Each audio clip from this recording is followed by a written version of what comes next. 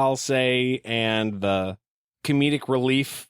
A lot of times in this book, you don't see him, even though he's first wizard, as being wholly that dangerous. When he was explaining what a magic trick was to Richard, he made a bunch of guys think their dicks disappeared.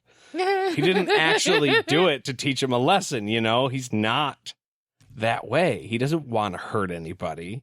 And then, just like Adie, this one thing in her life happened, and he snapped. He became the wind of death. Which is super funny, considering that his grandson is the bringer of death. Like, they're all of death. Of death. And after this, Zed had made everybody believe that his daughter had died by casting a death spell to try and keep her safe.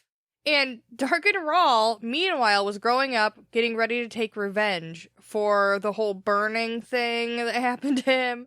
So he ended up doing that on accident by raping Zed's daughter, not knowing it was his daughter. Like, they were at a mixer or something, and he just ran into her. Yeah, this was really confusing for me. I couldn't understand if Dark and Rawl had raped Zed's daughter for doing what he did to all of the thousands of guys, because of, obviously, his wife, or if it just happened, and as it happened, that's how it happened. That was the worst way to say any of that. No, he raped Zed's daughter, not knowing it was Zed's daughter.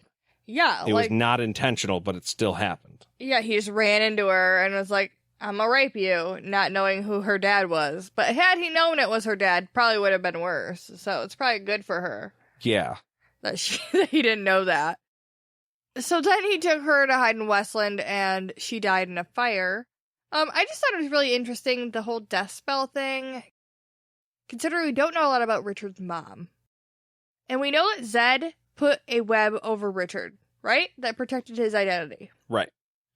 I'm wondering if the web was just an extension of the death spell put on Richard's mother, because if nobody knew she was alive, they wouldn't know that Richard was her son or Dark and Rawl's son. Okay, hang on. So, just let me understand. So it's like Back to the Future. If you erase the parent, the child never happened. So then they kind of disappear. Right. From time or from memory. Right. So you're saying that the way Zed could have continued to hide Richard throughout his childhood is because his mom, who we don't know the name of, had a death spell on her, which also concealed Richard as a byproduct of that. Right. Now, it doesn't explain why we don't know that bitch's name, because people for sure used her name while she was alive, and the death spell has now been lifted. But whatever. For now, what that means is just that the web around Richard was possibly just a death spell, and not like a identity concealment spell that was separate. That's really interesting, because I didn't have that thought at all. I just figured it was two separate pieces of magic, but you're absolutely right. I mean, especially with all the rules of magic that we know so far, it probably would be a smart move for Zed to do both of these things at once. Well, and she would have been... No, okay. The death spell would have been put on her before she was pregnant. So, I don't know. I don't know, again, how the magic, like, transfers through that. But interesting to think about. Let us know if you have any thoughts about that, because I'm interested to know your thoughts if I went too deep with it and it was just a separate fucking thing. But Zed tells her at least he had Richard, who is his grandson, which was a big reveal to Adie in the end, and she's like, oh shit, I didn't know that. That's crazy. Yeah, there was a lot of bad that happened to Zed, and the only good thing that came out of any of it is Richard. Right. He explains he kept magic from Richard on purpose, hoping to keep the keeper from lusting for him, and as if he had the gift. And, I mean, apparently it worked, so yeah. That's good. I don't think it's a very safe move to, like, dangle him like a carrot on a string in front of a horse, but it's the keeper. Right. Well, he hid him for that reason, but he also said he wanted him to grow before he tested him, which is confusing, because how old is Richard now? We said he's well into his 20s. He's 25. Yeah. Yeah. So when? Yeah, I mean, you can fight. I mean, hey, here, you could fight at 18. Because if you want, he's grown, Zed. If you were going to test him about his magic, it should have been before now. Yeah. Oh, yeah. Yeah. Grown-ass man is 18 years old. So, like, maybe then. Yeah. He says he didn't get a chance before Richard used his magic to kill dear old dad. And I just, you did, though. Literally at any point of your travels together. Yeah. You could have done that. Yeah, while you were hanging out with him in the woods. Any of those times, you could have been like, here's a softball test. You did have some shit going on, but, like, it could have happened. What? Zed didn't have anything going on but his chickens. No, but I mean, Richard was pretty busy. Yeah. I'm talking about after the whole, oh my gosh, I'm the seeker thing happened, and they were literally traveling together. Okay. The last year, for sure, they've been busy. Yeah, Zed could have been like, look, hey, we got to talk about some shit, man. Yeah, we have some conversations.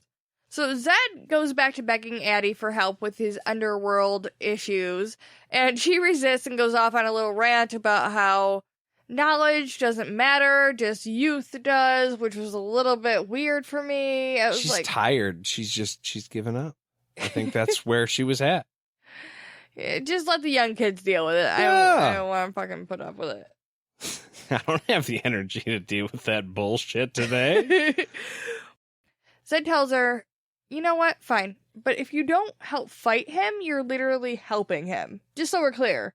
Like, if you're not part of the solution, you're part of the problem. Okay? You got that? She's basically becoming the Baneling that she's so worried about being if she doesn't try to help close this issue. Yeah, she has a choice here. This finally gives her some clarity on the whole thing, but now she feels like she's wasted her whole life trying to hide from the Keeper because she thought she was a Baneling, which makes her feel real shitty. Yeah, it's not going to make you feel good. By the way, I mean, and you weren't able to contact your husband. Now the boundary's gone, so that inn is unavailable to you, and you're leaving with this guy. So everything just makes you feel shitty. Yeah. Zed is the only one in her corner right now saying, hey, you're not effectively an agent of the Keeper. You have a chance to turn this around, but you have to take it. If you don't take it, it will be a self-fulfilling prophecy. Yeah. Yeah, and he also tells her that, hey, the balance of you feeling like you wasted your life looking into all this and studying the Keeper and the Underworld is now you know how to fucking help me. We can beat him together because you've learned all this shit. So it wasn't a waste. There's a reason that I'm here right now. It's because of all the shit you have been up to since that happened. Boom. So Adie worries about breaking another vow because she never got to tell Pell what really happened, and she vowed that to herself. And Zed's like, yo, we are going to go to Aidendrill. Magic abound. We're going to be fine.